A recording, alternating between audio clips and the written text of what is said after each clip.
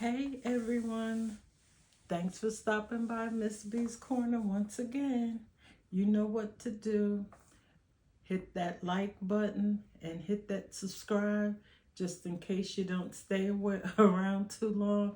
That way, I love to have your engagement on my channel. Um, well, today I'm going to switch up things just a little bit different, still talking retirement things, but just going to do something a little different. I've been trying to do this video for the last few days. I had some technical difficulties, recorded the video, but I couldn't edit it, couldn't do anything with it, having problems with the storage on my phone. Spent the day yesterday at the Apple store trying to get them to help me figure out how to record the videos and not take up all the space on my, the storage on my phone. Found out I just don't have enough storage, so I have to kind of quickly remove these videos and move them off to another source, as well as maybe I think I'll just get a camera so that they're not on my phone, and then I can, edit them in other ways. But that'll take a little research. But today I'm good because I've recorded videos and did the whole thing and didn't realize that the camera wasn't even recording. So yeah, I've been having some issues, but I still wanted to get this particular video done. So what the topic is today is the stages of retirement. Basically, depending on who you talk to, there are either 5 or 6 stages of retirement, just as in, grief, when you lose a loved one. There's also in retirement, there's a loss. There's a loss of, for some people, they think there's a loss of purpose. For some people, of course, it's a loss of stability because you've been doing the same thing over and over for so many years that all of a sudden it's gone. You don't have it anymore. So you go through these stages of more or less reinventing yourself. You go through these stages of changes. So stage number 1 is pre-retirement. Most people spend pre-retirement, and of course you'll see me looking at my notes once again because I do have notes. I put notes down. Don't always follow the notes, but I always follow my notes. I just kind of move around them, and I go off on a tangent and come back like I'm doing now. Okay. So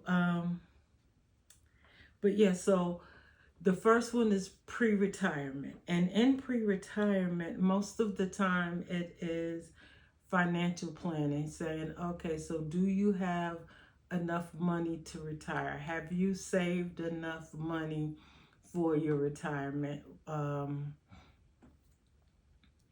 So, and depends on the expert, and it also depends on your lifestyle of how much money do you need to retire. Some people say, oh, you need $1 million to retire. Depends on your lifestyle, because if you have a lifestyle that's minimal, you don't have a lot of bills or anything, you don't need $1 million. But for some people who do, you may need $1 million. And of course, we don't know what the long term is going to come as far as your health, but we try to plan as best as we can. But that first stage is this pre-retirement. But what we don't do during pre-retirement is also try to figure out, what are we doing? What are we going to do once we stop working? Okay, so it's all about that pre-retirement. Next one is the big day, your last day of work. You put in your notice, I'm leaving this place in 2 weeks. 2 weeks come, you've had your lunch, you've gotten your gift if they give you one. What next? After that, you're gone. You stop working. So now you feel like I'm free. I don't have to get up in the morning. I don't have to go to that job again. You know, all the stress that came with doing whatever I did, I no longer have. Great feeling, great. We made the step. The third stage is going to be the honeymoon and or the vacation stage. And a lot of people, of course, you will probably plan vacation to go away and to go on vacation or something just to be able to relax and get the idea of not having to be in a particular place at a particular time. So with me, I went on a week's vacation a week after I retired. I went on a cruise. And I did that on purpose so that I could, like, you know what, I'm going to be retired. Why not go on a cruise? You know, why not do something than just sit around the house? So I went on a cruise right after I retired a week later. It was great, and I came back, and then everybody started asking, what is it like being retired? And I'm like, I don't know. I just retired. I have no idea. It's like I feel like I'm on vacation. I don't have to go to work. So, you know, it used to be a time where you're on vacation, you don't have to worry about anything, but you know, you just go about your daily life. And that's how it felt at first. It's like, I'm just on vacation. No big deal. That lasted probably a few weeks for me. But then, like this past, probably this so no, take that back. I started this YouTube channel. I retired in the end of December.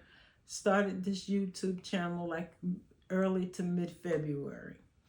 That gave me something to do on a daily basis because I had to start having, you know, I had to start doing something.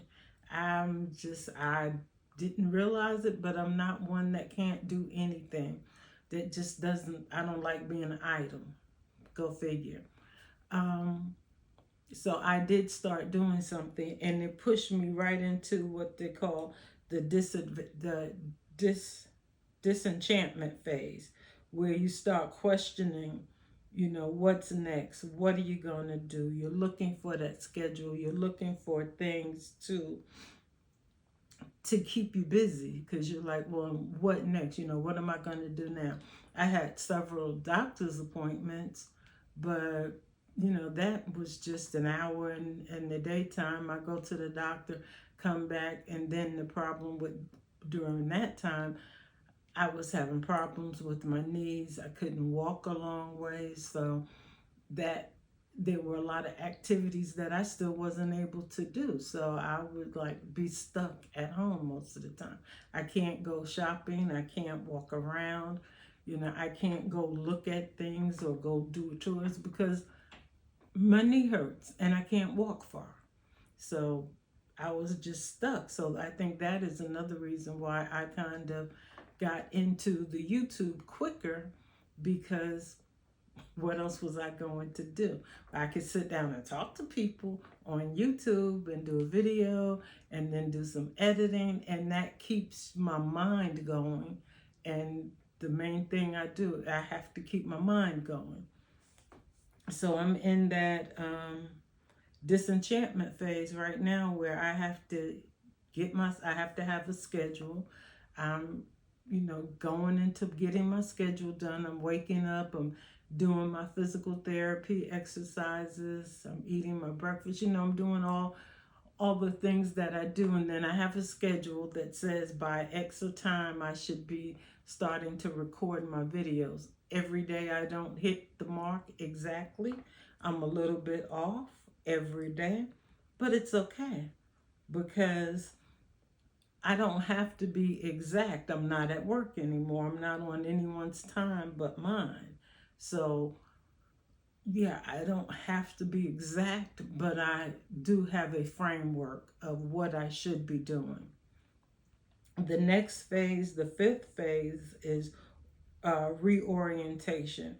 And that phase, finally you figure out what comes next. You start to focus on your interest, and then you start doing what makes you happy, what what activities you like, and so on and so forth. So I haven't quite gotten there yet, so I still say I'm in number 4. I haven't gotten into the reorientation phase yet. I think because there are things that I probably want to do that I haven't gotten that far yet, and to be able to do them, but it's coming. So I reserve the right to get into that reorientation, to get out there and start figuring out what comes next, because I have years to go, and I'm not going to do this forever. I don't know if I'm how long I'm going to do this, but there has to be something else that keeps me happy. Is it volunteering? What is it? And I know I've looked at even taking a class or two, because in Georgia where I live, there are our universities, our colleges and universities actually have a program for seniors 62 and older, where you can go and sit in a classroom for free. You don't pay any tuition, and they said some of the free fees are also waived, but you may have to buy the books or whatever. But you can go to college for free. You can go take classes for free. Maybe I'll do that.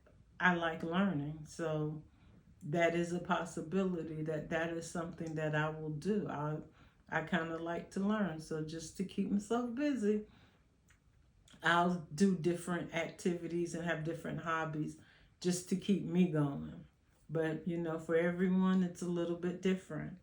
And then the 6th phase is the routine. Basically, it's when you really get into a set routine. After you figure out, that disenchantment phase of, looking for things to do and how are you going to schedule yourself, reorientation, figure out what it is that you're going to do, and then you set your routine in the next phase, in the last phase, and you just keep going from there. And of course, whatever you said doesn't mean that that's the only thing that you have to do. It doesn't mean that that's it.